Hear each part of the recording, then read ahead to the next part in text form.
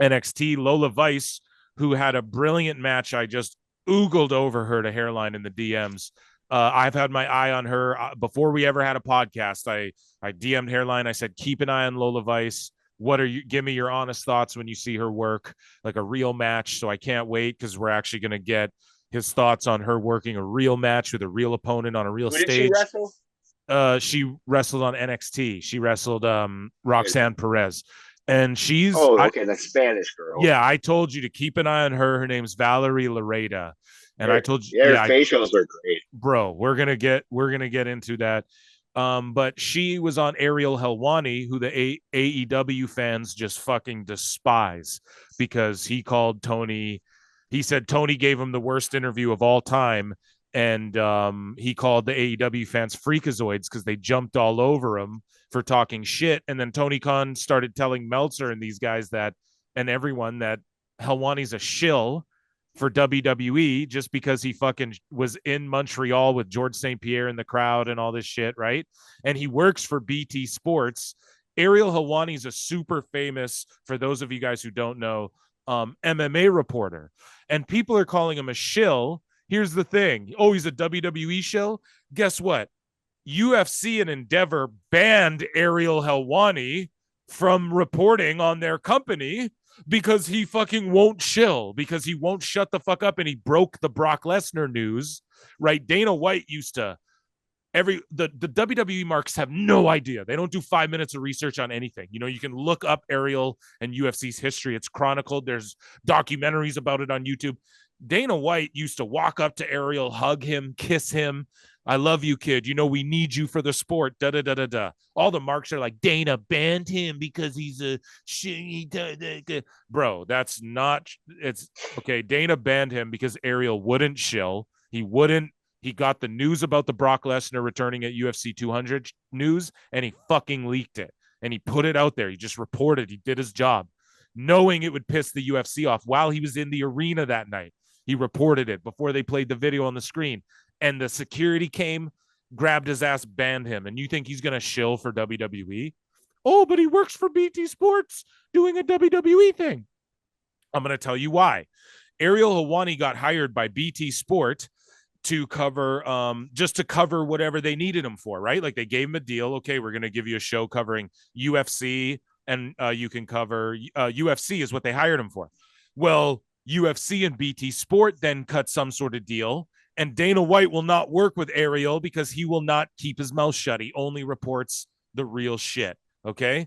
And so BT Sport went, fuck, bro, we can't have you covering MMA because we only cover UFC. Like that, we have a deal with them now. So now you can't cover them. Will you cover WWE? We have a deal with WWE. We know you like wrestling. So he said yes. If BT Sport had a deal with AEW, they would have said, can you cover AEW for us? And he would have said yes. He has AEW people on his shit. He has WWE people on his shit. So Lola Vice was on Ariel Helwani's show because she is a mixed martial artist. She's a lifelong martial artist. She fought just like Jake Hager in Bellator MMA. So Ariel Helwani had Lola Vice, aka Valerie Loureda, on the MMA Hour. And this was, I believe, a year ago, but this clip is resurfacing after her banger of a match on NXT, which we're about to get into as we get into this review. And Ariel Helwani asked her, well, I'll play the clip. Did you talk to AEW as well? No. There was no? No. Wow, look at your face. You just went like, no. You were not interested. Mm-hmm. You're Team WWE. Team WWE all the way, and there's nothing. Why so serious you just got? Because you didn't want to play the negotiation game, you know? No, nothing compares to WWE. Like, it's a monster of its own, and everyone knows that. They're going to love you. No. That was a great answer. It's the truth, though. There's no second place. No, there's nothing. Minor leagues. Like, they're global. It's a global organization. Like, even with its, like, everything, there's nothing that compares to a WrestleMania. Like, who could pull that off? Like, nobody. WWE, they're the only ones.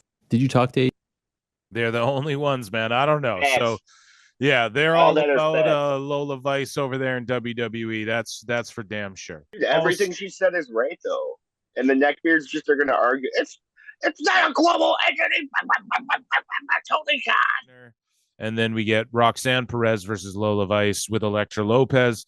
I had my eye on this closely. Basically, Lola Vice. So we talked about her before. We played the clip with her on Ariel Helwani. There's another article came out where she said, "I'm going to be the best WWE superstar in history." You know, she's invested, and I said it from the beginning. I've been following her from the early days of her MMA career. I said, man, if WWE gets their hand, when I heard she signed, I'm like, this is good. She's good. If she takes this serious, she's going to be a top star in this company one day, because you could just see her attitude, her flavor, her flagrance. She's gorgeous. She's very young. She's very athletic, very talented martial arts. And you saw in this match her facials, her selling, her pacing, the way she squares her body up, the way I was telling Hairline off pod, just the way that she's okay. So in between, like in like her, it's not even just the pacing. It's her, like she sells like her arm a bit. Oh, she tweaked my arm. She'll like sell her arm in between the moves. Like she gives a reason for the pacing. That's what we're talking about. It's just letting things breathe and telling us a story in her facials, her talking to the ref, her talking to the crowd. She's not overdoing it.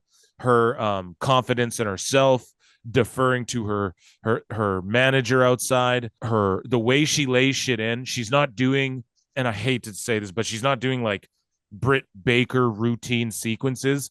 She's throwing kicks and doing chain wrestling and doing competent Irish whip reversals and using the ring, having ring awareness and shit. That's what she's doing. She's not doing these routines. She's wrestling like a dude almost. I love this girl. She's going to go to the top of this business. I truly believe that. And none of anything she did looked bad. I was like, okay, I'm going to pick out the greenness and I'm going to constructively break her shit down.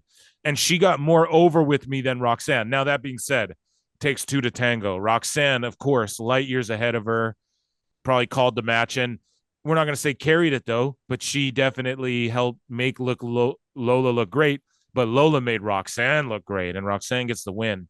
Your thoughts, Hairline? I mean, just two tremendous women, and shout out Lola Vice. Yeah, man. So fucking Roxanne could be really like the next fucking female John Cena, or like a Bianca Belair, where like the little girls fucking, latch on to her and fucking dress up like her and all that shit. And then, so as far as this Lola Vice, man, like you said, fucking her pacing and the storytelling, ring fundamentals that fucking you either get or you don't, she's not fucking, this isn't a gymnastics routine to her. Like, you can tell she's storytelling, right? Not fucking, going for that viral moment. Right. And she can do flip kicks and all that, bro. She can do them. There's videos of it. She's a Taekwondo. She could do like a fucking Kofi Kingston Trouble in Paradise wheel kick if she wanted. She doesn't, she just keeps it. It's a match. It's a fight. It's a struggle. I just love it. Sorry, go ahead. No, yeah, pretty much, man. Yeah.